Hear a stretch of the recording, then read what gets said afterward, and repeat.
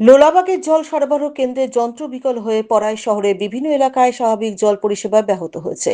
মঙ্গলবার বিকালে জল সরবরাহ কেন্দ্র পরিদর্শন করেন পুরপ্রধান বিভূতিভূষণ ঘোষ ও পুরসভার কাউন্সিলররা। পুরসভার পক্ষ থেকে শহরে 20টি ওয়ার্ডে মাইকিং করে জল সংকটের কারণ ও পরিস্থিতি সম্পর্কে বাসিন্দাদের জানানো হচ্ছে।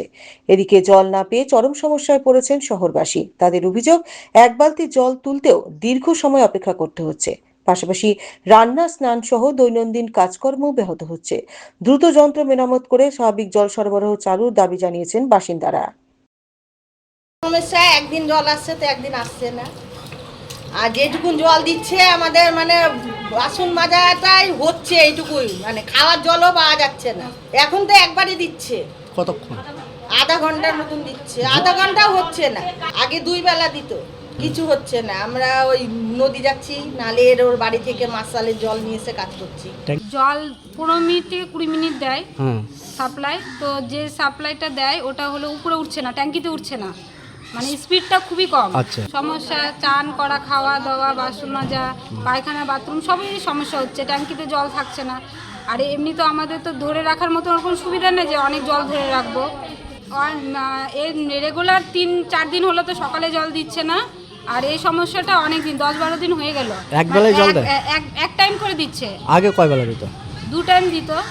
আপনারা হয়তো জানেন যে আমাদের ওয়াটার ট্রিটমেন্ট প্ল্যান্টটা হচ্ছে সারফেস ওয়াটার, যেটা নদীর থেকে আমরা দিই।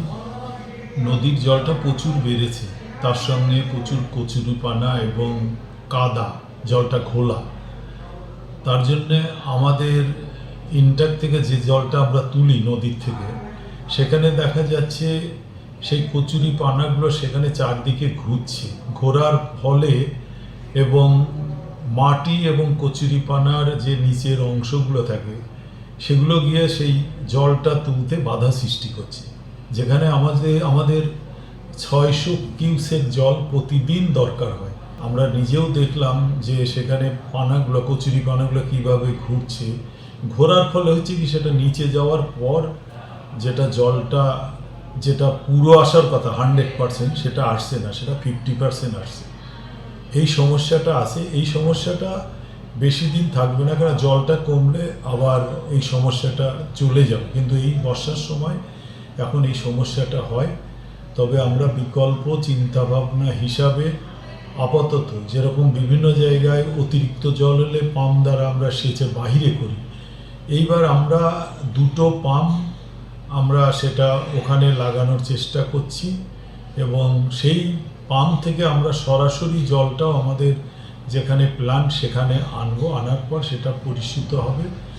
যদি সেটা আমরা করে দেই, সেই সমস্যাটা আমরা আপাতত যেটা আমাদের জলের দরকার সেটা আমরা দিতে পারবো। আমরা মানুষের কাছে এটা একটা সময় দরকার আছে, 7 দিন সময় লাগবে।